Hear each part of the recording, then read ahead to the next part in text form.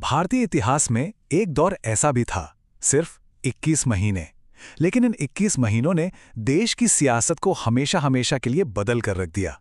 जी हां, हम बात कर रहे हैं 1975 में लगी नेशनल इमरजेंसी की, और आज हम इसी की कहानी को परत दर परत समझेंगे। तो इस पूरे वाक़ये को समझने के लिए हम क्या-क्या देखने वाले हैं? सबसे पहले तो ये कि इमरजेंसी ने किन बड़े-बड़े नेताओं को जन्म दिया। फिर जानेंगे कि सरकार और अदालतों के बीच आखिर ठनी क्यों थी, सड़कों पर लोगों का गुस्सा क्यों उबल रहा था, और वो कौन सा एक अदालती फैसला था जिसने मानो आग में घी का काम कर दिया। फिर हम उस रात की कहानी में भी चलेंगे जब इमरजेंसी का ऐलान हुआ, और आखिर में देखेंगे कि 21 महीने बाद जब ये सब खत्म हुआ तो क्या बदला। तो चलिए शुरू करते हैं सबसे पहले सवाल से कि इमरजेंसी की राजनीतिक विरासत क्या थी, या कहें कि इसके प्रोडक्ट्स कौन-कौन थे।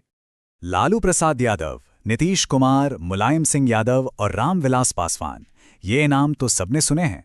भारतीय राजनीति के ये सब बहुत बड़े चेहरे रहे हैं। भले ही इनकी पार्टियां अलग अलग रहीं, लेकिन इन सब में एक कनेक्शन कॉमन था। इन सभी का सियासी जन्म एक ही राजनीतिक घटना से हुआ था।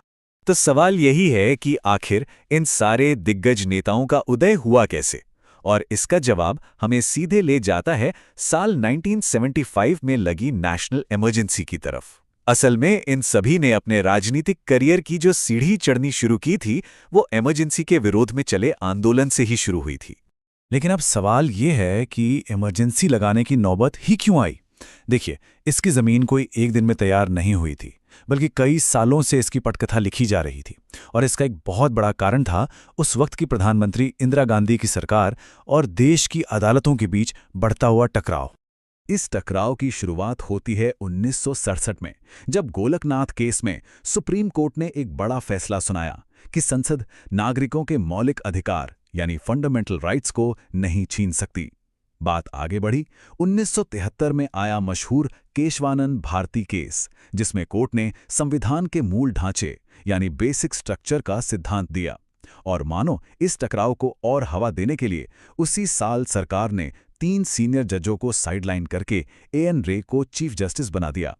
इससे ये लड़ाई और भी ज्यादा गहरी हो गई। तो ये पूरा झगड़ा था किस बात पर?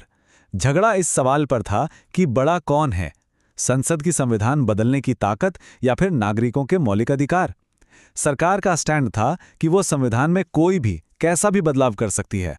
वहीं अदालत का कहना था कि नहीं, आप संविधान के मूल ढांचे को, खासकर फंडामेंटल राइट्स को हाथ नहीं लगा सकते। अच्छा, तो सरकार पर सिर्फ अदालतों का ही प्रेशर नहीं था, एक और मोर्चा खुला हुआ था, और वो था सड़कों पर। देश भर में महंगाई, बेरोजगारी, भ्रष्टाचार, इन सब के खिलाफ लोगों का गुस्सा उबल रहा था, और इस गुस्से को एक आवाज दे रहे थे जयप्रकाश नारायण, जिन्हें सब जेपी कहते थे। 1974 आते आते तो ऐसा लगा जैसे पूरे देश में आंदोलनों की एक लहर सी आ गई हो। बिहार में छात्र आंदोलन ने जोर पकड़ा, गुजरात में नवनिर्माण आंदोलन चल रहा था, और फिर जॉर्ज फर्नांडिस की अगुवाई में हुई देशव्यापी रेलवे स्ट्राइक। इस एक हड़ताल ने तो मानो सरकार की नाक में दम कर दिया था। माहौल एकदम गर्म था, और इसी माहौल के बीच जेपी ने दिल्ली में एक बहुत बड़ी रैली की, और उसी रैली में उन्होंने राष्ट्रकवि दिनकर की वो मशहूर लाइनें पढ़ी जो सरकार के लिए एक सीधी चुनौती बन गई, सिंहासन खाली करो कि जनता आती है। तो सोचिए, एक तरफ अदालत से तनातनी चल रही है, दूसरी तरफ सड़कों पर आंदोलन हो रहे हैं, और इन सब के बीच एक ऐसा अदालती फैसला आया जिसने सीधे इंदिरा गांधी को निशाने पर ले लिया। और यही फैसला इमरजेंसी लगाने की आखिरी वजह, या कहें कि ट्रिगर पॉइंट बना। वो तारीख थी 12 जून 1975।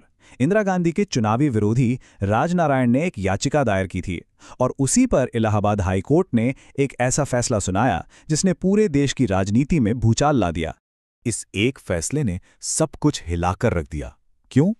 क्योंकि अदालत ने देश की sitting prime minister Indira Gandhi को चुनाव में सरकारी मशीनरी का गलत इस्तेमाल करने का दोषी पाया। सिर्फ इतना ही नहीं, राय बरेली से उनका चुनाव ही रद्द कर दिया, और सबसे बड़ी बात, उन पर अगले 6 साल तक चुनाव लड़ने से रोक लगा दी। और यहां एक बहुत दिलचस्प बात है। कहा जाता है कि इस फैसले के बाद इंदिरा गांधी लगभग इस्तीफा देने को तैयार हो गई थीं। उनके जो पर्सनल सेक्रेटरी थे आर.के. धवन, उन्होंने बाद में बताया कि इस्तीफे का खत टाइप भी हो चुका था, लेकिन उस पर कभी दस्तखत नहीं हुए। और बस यहीं से कहानी उस रात की तरफ घूम जाती है जिसने भारतीय लोकतंत्र का चेहरा हमेशा के लिए बदल दिया। चलिए अब चलते हैं उस रात में और देखते हैं कि इमरजेंसी के ऐलान से ठीक पहले के वो आखिरी कुछ घंटे कैसे थे। उसी दिन यानी 25 जून को दिल्ली के रामलीला मैदान में जेपी की एक बहुत बड़ी विशाल रैली हुई और इसी मंच से उन्होंने पुलिस और सेना से अपील कर डाली कि वो सरकार के गैर कानूनी आदेशों को ना माने। अब सरकार के लिए तो ये सीधे सीधे बगावत का ऐलान था। अब चारों तरफ से घिर रही इंदिरा गांधी को सलाह मिली पश्चिम बंगाल के उस वक्त के मुख्यमंत्री सिद्धार्थ शंकर रे से। उन्होंने ही संविधान के आर्टिकल 352 का रास्ता सुझाया।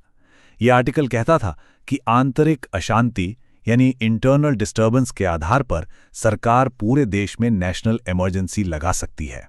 और फिर 25 जून की रात को जो हुआ वो बहुत तेजी से हुआ। राष्ट्रपति फखरुद्दीन अली अहमद ने देर रात इमरजेंसी के ऐलान पर दस्तखत कर दिए।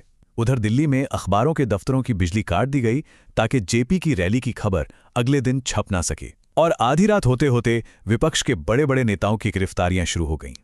पूरे 21 महीनों तक देश में इमरजेंसी लगी रही। लोगों के मौलिक अधिकार सस्पेंड कर दिए गए। लेकिन जब ये लंबा और अंधकार भरा दौर खत्म हुआ तो देश की सियासत का नक्शा पूरी तरह से बदल चुका था। जब 1977 में चुनाव हुए तो जनता ने अपना फैसला सुनाया और वो फैसला एकदम साफ था। कांग्रेस पार्टी को एक जबरदस्त हार मिली और सारे विपक्षी दलों ने मिलकर जो जनता पार्टी बनाई थी उसे एक तरफा बहुमत मिला। आंकड़े देखिए, कहानी खुद ब खुद समझ आ जाएगी। पिछले चुनाव में कांग्रेस की 350 सीटें थीं, जो इस बार घटकर सिर्फ 153 रह गईं। ये सीधे सीधे इमरजेंसी पर जनता का दिया हुआ फतवा था।